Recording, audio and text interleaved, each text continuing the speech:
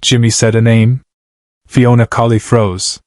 She stood up from her chair and walked off stage, while the entire studio watched in shock as that name unlocked a 30-year-old secret.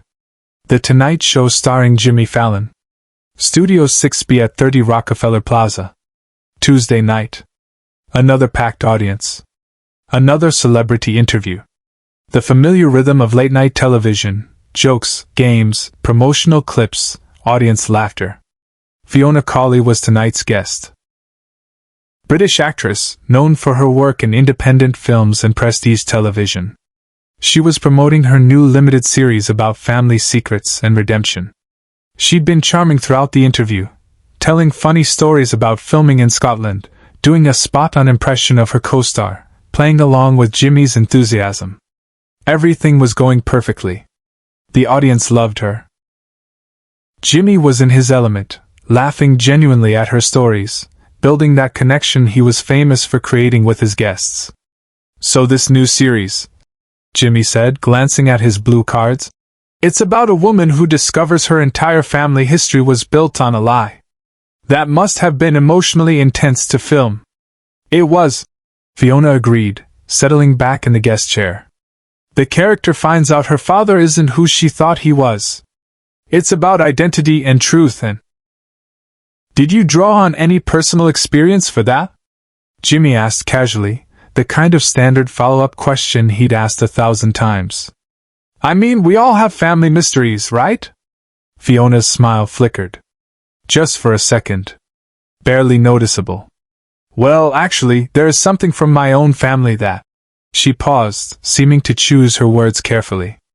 "My mother had a sister. My aunt. She died when I was very young. My mother never really talked about her." "What was her name?" Jimmy asked, genuinely interested now, leaning forward slightly. And Fiona said, "Catherine. Catherine Reeves." Jimmy froze. His smile didn't just fade, it vanished completely. His hand, which had been gesturing, stopped mid-air. He stared at Fiona with an expression that wasn't confusion or curiosity. It was recognition. And something else. Something that looked almost like pain. "Catherine Reeves," he repeated quietly. "Yes," Fiona said, and then she noticed Jimmy's face. "Are you? Do you know that name?" Jimmy opened his mouth. Closed it. Looked down at his desk, then back at Fiona. Yeah?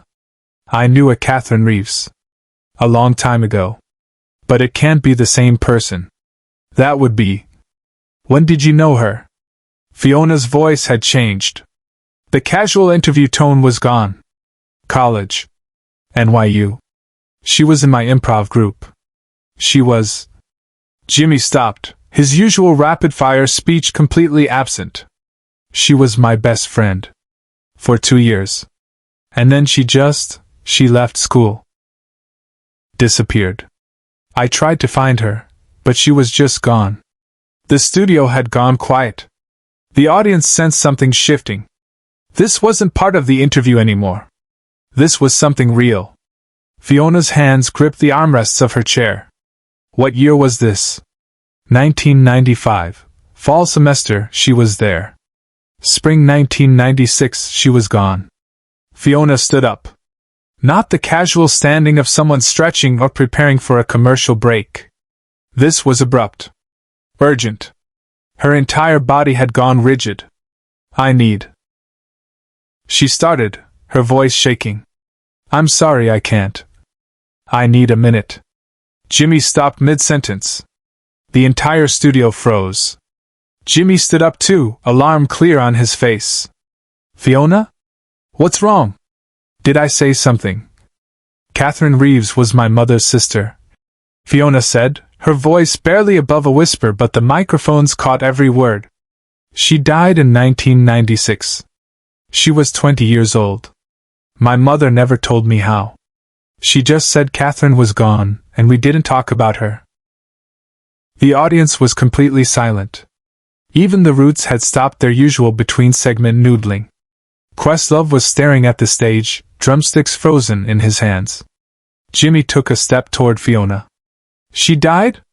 Catherine died? Fiona nodded, tears streaming down her face now. I was 3 years old. I barely remember her. But you knew her? You were her friend? She was one of the best people I ever knew, Jimmy said, and his own voice was thick with emotion now. She was brilliant. Funny. She could make anyone laugh. We were going to start a comedy troupe together after graduation. We had plans. And then one day she wasn't in class, and then she wasn't answering her phone, and then her roommate said she'd gone home to England and wasn't coming back. Nobody would tell me why. Fiona put her hand over her mouth, trying to compose herself. I'm sorry, she said again. I shouldn't have. I need to leave. I need to. She turned toward the stage exit, actually walking away, breaking every rule of live television. Jimmy didn't try to stop her with words. He simply followed. Not as a host. As someone who just found a piece of his past he thought was lost forever. The cameras kept rolling. The producers in the control room were frantically talking into headsets, trying to decide whether to cut to commercial. But something made them keep the cameras on. Some instinct that this moment mattered more than the schedule. Jimmy caught up with Fiona at the edge of the stage, just before the curtain. He gently touched her arm. Fiona. Wait. Please. She turned back, mascara running, the composed actress completely gone, replaced by a woman confronting 30 years of locked-away grief. My mother made us promise never to talk about Catherine, Fiona said, the words tumbling out. Never to ask questions. Never to even say her name. I grew up knowing I had an aunt who died, but not how, not why, just that it was too painful to discuss. And now you're telling me you knew her? That she was your friend? She was more than a friend, Jimmy said quietly. She saved me, actually.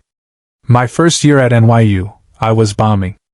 Every showcase, every performance, I'd freeze up. Stage fright so bad I was thinking about quitting. And Catherine, she's the one who taught me how to breathe through it. How to find the fun instead of the fear. She's part of the reason I'm standing on this stage right now. Subscribe and leave a comment, because the most powerful part of this story is still ahead. To understand what happened next, you need to understand what happened in 1996. Catherine Reeves was 20 years old, a junior at NYU studying drama and comedy. She was the kind of person everyone gravitated toward, warm, quick-witted, generous with her laughter and her time. She'd come to New York from London with big dreams and the talent to back them up. Jimmy Fallon was 19, a sophomore, terrified and thrilled in equal measure to be studying at Tisch School of the Arts.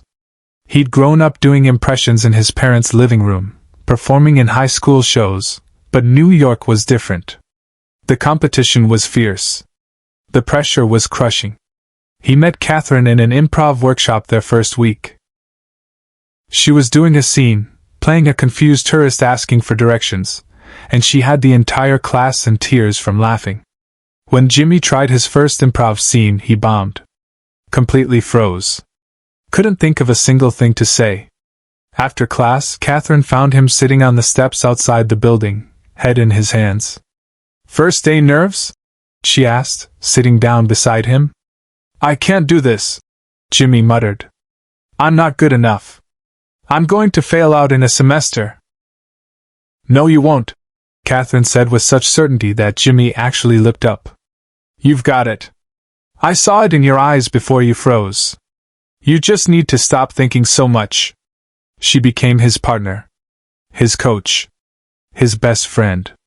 They'd stay up until 3 a.m. in the NYU practice rooms, doing scenes, working on timing, building trust. Catherine had a rule: if you're scared, go bigger. If you're bombing, commit harder. The only real failure is holding back.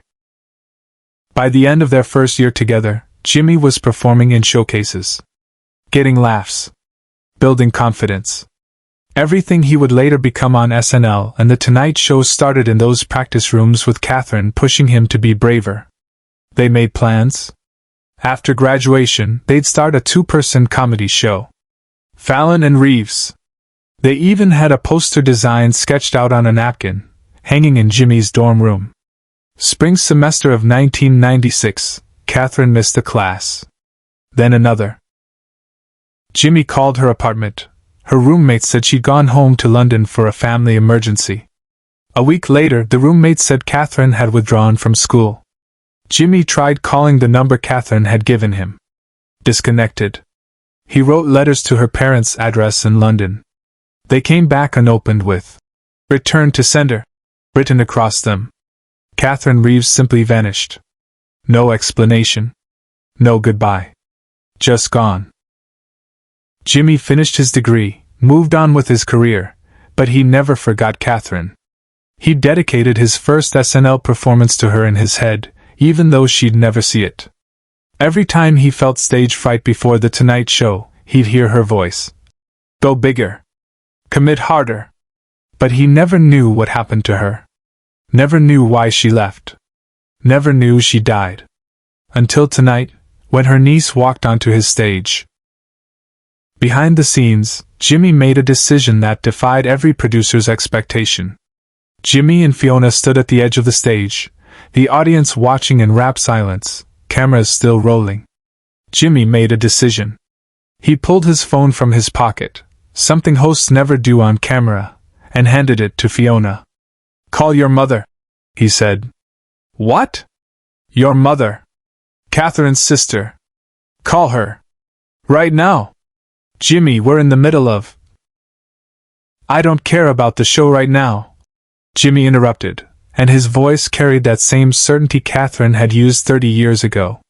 If your mother made you promise never to talk about Catherine, maybe it's because nobody ever told her that Catherine mattered. That she was important. That people loved her and remembered her. Fiona stared at the phone in her trembling hands. The audience waited. The producers waited. Everyone understood they were witnessing something that transcended television. Fiona dialed. Put the phone on speaker. It rang 3 times before a woman's voice answered, British accent clear. Fiona? Darling, what's wrong? Aren't you supposed to be on that American talk show? Mom, Fiona said, her voice shaking. I need you to listen to me. I'm here with someone. His name is Jimmy Fallon. And he knew Catherine. He was her best friend at NYU. Silence on the other end. Long enough that Jimmy thought the call had dropped. Then, he knew my sister? Yes, Jimmy said, stepping closer to the phone. Mrs. Reeves? My name is Jimmy. Your sister Catherine and I were in improv classes together. She was one of the most talented people I've ever met. She was kind and brilliant, and she helped me through one of the hardest times in my life. I tried to find her when she left school, but I never could. I never knew what happened to her. And I've thought about her for 30 years. Another long silence. Then the sound of crying. Catherine's sister was crying.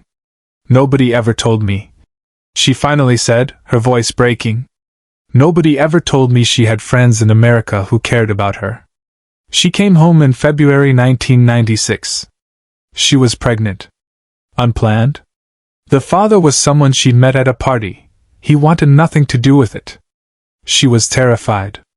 Our parents, they were very traditional. They were furious. They sent her away to a home for unwed mothers outside London. Jimmy's hand covered his mouth. Fiona was openly sobbing now. She died during childbirth. Catherine's sister continued. Complications. They tried to save her, but she was gone. She was 20 years old. And our parents were so consumed with shame that they buried her quietly and never spoke of her again. They made me promise not to tell Fiona. Not to bring shame on the family. I carried that secret for 30 years. I let my daughter grow up not knowing her aunt because I was afraid of dishonoring my parents' wishes. The studio was silent except for the sound of crying, Fiona, Catherine's sister on the phone, audience members throughout the crowd, and Jimmy Fallon himself, tears streaming down his face on live television. The baby? Jimmy asked quietly. A boy, Catherine's sister said. He was adopted immediately. I never met him. I don't know where he is. That was part of the arrangement. Closed adoption, no contact. But this is the moment no one in the studio, and no one watching at home, saw coming. Jimmy looked at Fiona, then at the camera, then back at Fiona. He made another decision, one that would later be described as the most human moment in late-night television history. Mrs. Reeves, Jimmy said, I want to find him. Catherine's son. Your nephew. Fiona's cousin. He deserves to know his mother was loved. That she mattered. That she had friends who never forgot her. Jimmy reached into his jacket pocket and pulled out a pen. He walked back to his desk, found a blank blue card, and wrote something on it. He handed it to Fiona. This is my personal number, he said. And the name of someone who specializes in adoption searches. If you want to find him, I'll help. Catherine would have wanted that. Fiona clutched the card to her chest, nodding through her tears. The audience stood. Not with the excited applause of entertainment, but with the reverent applause of people honoring grief finally acknowledged and love finally spoken. Share and subscribe. Make sure this story is never forgotten. After the show, Jimmy had his team compile everything he had from his NYU days. Photos, videos, the napkin with Fallon and Reeves sketched on it. He sent it all to Fiona. 6 months later, they found Catherine's son. His name was Michael. He was 28 years old, living in Manchester. When they told him about his birth mother, about Catherine Reeves, the brilliant comedian who died bringing him into the world, he wept. Jimmy met Michael on a quiet afternoon in New York. He gave him the napkin. This was your mother's dream, Jimmy said. She wanted to make people laugh. She did.